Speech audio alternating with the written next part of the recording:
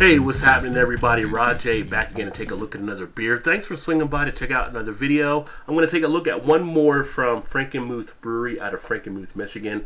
This is the Hef, which is their Hefeweizen Ale. Comes in at an ABV of 5.2%, 13 IBU. So I've become more accustomed to a lot of the Hefeweizen ales. I've actually become somewhat more of a fan. I do like some of the things you get out of them, kind of that banana and that clove type flavor. Hopefully this one actually follows suit. I actually took this one out to let it try to warm up for a little bit. If you're not familiar with Hefeweizens, you usually want to try to serve them between 46 to 54 degrees, so a little bit warmer than what you're used to on your regular ice cold type beers.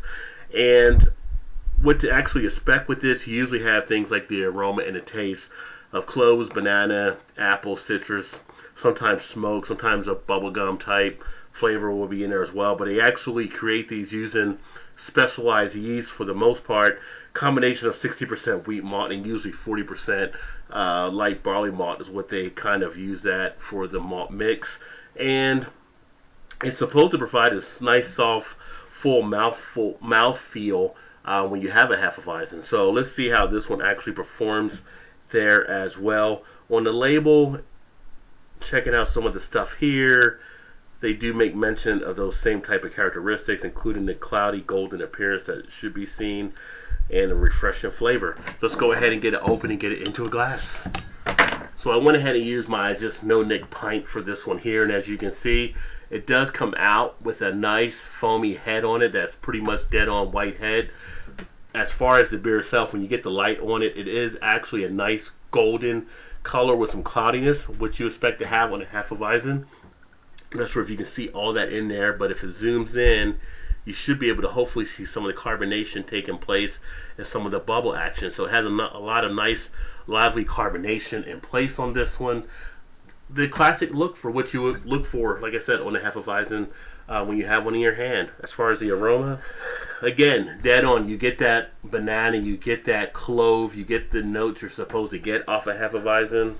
Has a nice sweetness to it. Nice yeasty smell you expect to get from the yeast that is used in this type of beer. And with the Hefeweizen, it is a wheat ale, so you do pick up those same type of characteristics. If you drink a lot of wheat ales, you should be able to pick some of that same stuff up from this one here. But I do like that the banana and the clove, really the clove even more, how that comes out. You don't have to sniff really hard. It just comes out of the glass very nice and easy. Really, really distinctive. And as you can see, it's starting to lace the glass as it goes down already. So looking pretty good on that end as far as the taste. Yeah, that is definitely a Hefeweizen. Nice burst of flavor on the beginning. Nothing really too bitter about this beer. Gets right off the tongue, up into the cheek area, gets the mouth tingling nicely. Nice and smooth and crisp on the back end going down. Only bitterness you have is that tip of the tongue initially. And then after that, everything is real nice. Really good texture, not too thin at all. Nice carbonation, very palatable. The feel is very nice on the back end, has a nice dry finish. Really nails the style for what you want to have as a Hefeweizen type beer. This one has a little bit more to it, has a little more character, has a little more bit of a body to it. That's nice. Nice, I would say medium body on this one. It's got a little bit more around it to actually help it stand out there a little bit. And then look at the lacing as it starts to go down. It's just leaving that lacing behind nicely. Head is hanging in there for a little bit. It's down to less than probably about half a finger, but still is doing what it can. Now this is supposed to be unfiltered as well, but I'm not seeing any of the floaties in there or even in the bottom of the bottle either. So for it to be unfiltered, all the particles have kind of broken down there, so you don't have anything too heavy really floating around.